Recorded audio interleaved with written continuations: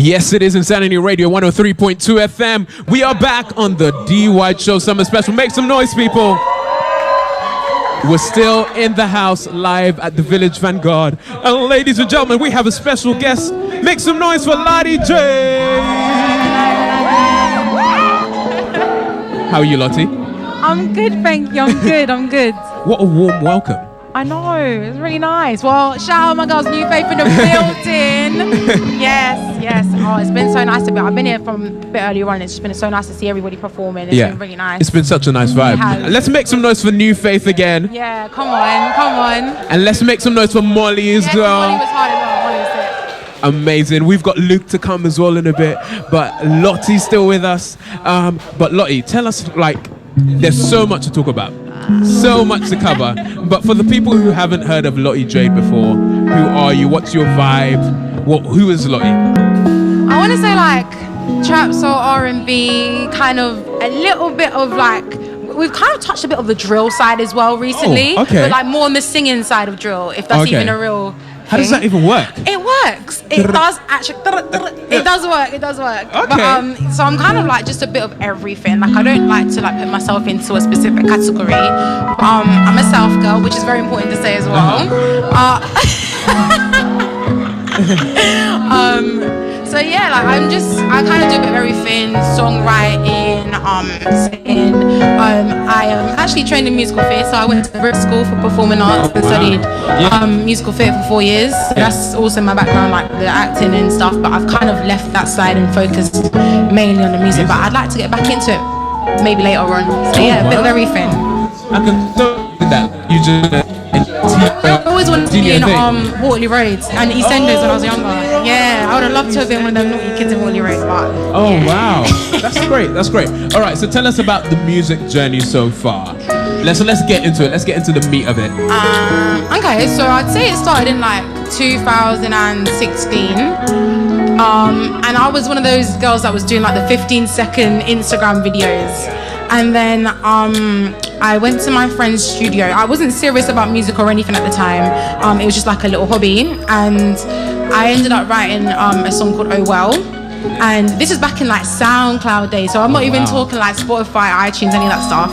And it kind of just blew up on SoundCloud, and it got 500,000 plays. Wow. And I was really young at the time, and I didn't really know what to do with it or do you know what I mean? So it was just kind of from there that I thought, let me see if I could take this a bit more seriously. So I've just kind of been doing it ever since, really. And then as I've gotten older, I've just worked with a lot more people. I've now got a really great management team. And yeah, we're just vibing. Do you know what I mean? We're just making the music. Yeah. Do you know what I mean? For all those listening, let the people know how old you are, because you talk about 2016. In 2019, how old are you right now? I'm 20. You're 20, so you've been doing music for a long time now. Yeah. So, any inspiration? Who are your artists that inspire you, and who'd you look up to? When you're in a little bit of a lull and you're I listen to this person and get inspired.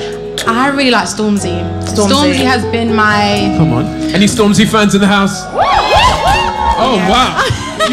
You guys about to break FM radio right there with that chair for Stormzy. Yeah, do you know what? There's just something about Stormzy, as a person as well as the music. He just seems to care so much about his community. Yeah, and he transcends the Do you know what I mean? Even just little things that he does, he's got his whole book thing, Murky Books, and all these little things that people don't think to do. Do you know what I mean? And yeah, he's definitely and he's from Ends as well, so that's even better. Yeah. So it's just, he's definitely that was amazing. So it's just somebody that I definitely do look up to a lot of the time. Yeah. Oh, that's amazing.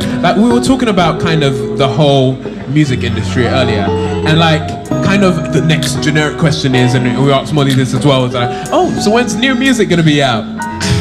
What have we got next? Well, do you know what it is? I think at the moment it's a thing where we're just building up.